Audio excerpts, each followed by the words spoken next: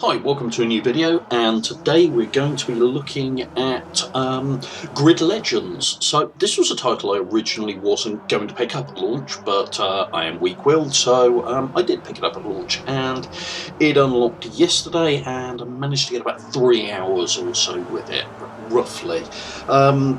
For the record, I'm playing it on PC, and I'm going to be honest with you, my initial impressions as a PC gamer, predominantly who almost exclusively uses a wheel, were not great. The reason being, Grid Legends is one of those titles that throws you straight into a race.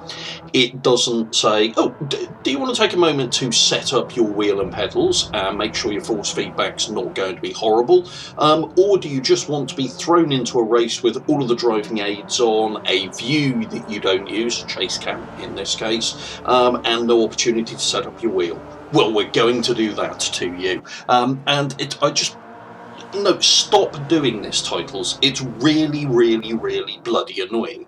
Is it really that bad to give people an option to set up things like difficulty, the view they want to use, whether they want background music whilst racing, before you throw them into your first race? I understand that it's exciting to do that, but it's also bloody annoying for some people. Okay, well, it might just be me, but it's bloody annoying and I don't like it, so stop it. Another thing was I finished my first race, which I must confess I wasn't paying a great deal of attention to because I was more focused on the fact that I'm in chase cam, it's got all the driver aids on, and the wheel feels like it weighs 8 tonne because I haven't been able to set it up properly. It then asked me a question after my first race. Do I wish to continue with the story mode or start from the beginning? Which is odd because I didn't actually know what the right answer was to experience the full story mode. Why are you asking me a question about something I have no context to be able to answer? So no, first impressions on firing up Grid Legend and being thrown into this mess were not good. But I got past that, and I thankfully, Codemasters are one of those developers that does allow you to tweak things like camera view, difficulty level, and I'll talk about AI and why you need to turn that up later on, your force feedback, etc. from in-game menus. But it's still something you shouldn't be doing in the middle of a race. But a couple of races in, managed to get all of that settled in and was able to start focusing on what I thought of the title. So first of all, I just want to talk about the game modes, because one of the things that Grid 2019 was rightly marked down for was really a lack of stuff to do and just the really boring way it was all presented. And on first impressions, Legends has turned that around. First of all, you've got the story mode that we've seen in all of the trailers, or most of the trailers, and it's been made a big deal of. And I've got to be honest, in a wonderfully cheesy way, a kind of bizarre homage to Drive to Survive, it works quite well. It's bigger than I thought it was going to be, which is good. I think I'm about 12 episodes in out of about 36. Just think of it as a really big tutorial as to what's going on and the different race events and the different car types and this kind of thing within Grid Legends, and you won't go far wrong in that regard. Also, one of my concerns was the story mode would be kind of it from a single player, and I'm quite pleased to see that there is an entirely separate and quite massive career mode in there as well, which is really good to see. And unlike the career mode in 2019, this is much better structured. It's got more logical progression around it. You work through and unlock things. As you unlock things, you don't just unlock events, but you also unlock vehicles, which is a nice touch. You don't just have to purely buy vehicles now. You've also then got the ability to, and the need to in certain circumstances, to upgrade your cars. So you've got some basic upgrades that you can do here. It's nothing like the depth or level that you'll find in the likes of a Forza or a Gran Turismo, but you've got some basic ability to upgrade the cars, and for some of the career events you need to do that. I've only really scratched the surface of the career, but it looks like there's a lot in there, and it's much better in terms of its presentation and its structure than it was in 2019. You've also got weekly events to take part in, the drop-in multiplayer, which I had a very quick go on and works extremely well, and I want to explore that in a bit more detail. And then you've also got an event creator, which allows you to go in and create your own events, mix and match things, truly silly multi-class racing if you want to, or you can keep it sensible. So that's a powerful tool to allow you to create your own stuff, which again is a big improvement over 2019. You've also got, as a base package, they've taken everything that was in 2019, pretty much, not quite all of it in terms of tracks, and added some more stuff on top of it, so you've got a lot more content. It doesn't feel as content light as 2019 did either, so it's actually a really good start in that regard, and it feels more complete, more rounded than 2019 was.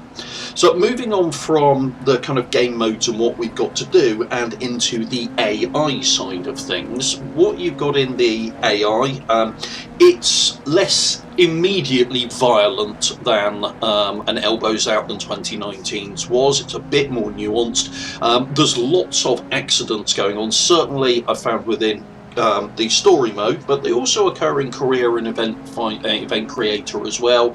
You know, people will lose wheels, they'll have accidents, they will spin, etc, etc. So it's quite dynamic. It is very Hollywood, or rather Hollywood idea of motor racing, and I'll come and talk about that a bit later on as well, but that's very much the feel you get from it.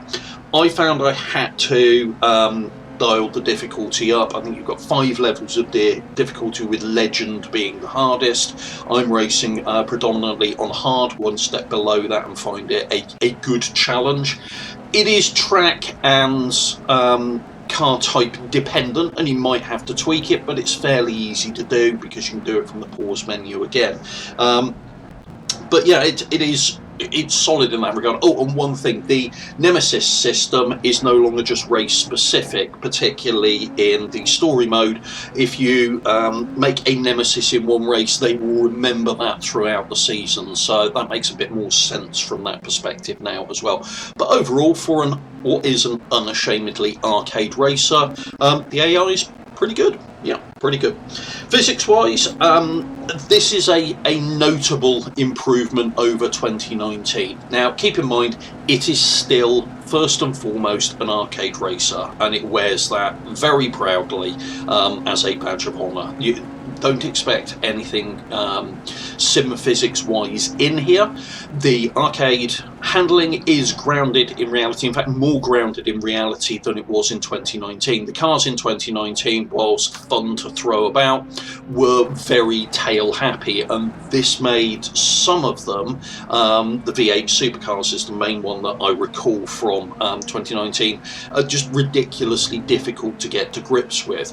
The rears are far more planted. The cars are still very mobile, and you can leave braking until the last minute, but you've got to think more about some of this stuff, and there's a lot more nuance in the arcade handling model in Legends than it was in 2019, and as a result I'm enjoying it far more. Force feedback I did find with my T300 on PC with boost mode switched on. I found I had to dial that back quite significantly. It was ludicrously heavy to start off with, but it's a refinement on what we had in 2019. It's not a leap above it, but please do keep in mind I've not had the time to spend to play around with the force feedback settings yet. If I come up with something that works well, I will let you know. But no, the physics overall, a nice, pleasant improvement over 2019. We then come on to my final category, which is the graphics and audio side of things, and I'll be honest, both of them really good, really enjoying it. It is the typical over-the-top colourfulness, high contrast, very bright, lots of fireworks going on, animated crowd, Hollywood racing film feel that the Grid series, and to a degree the Dirt series with the last title, Dirt 5, have become known known for.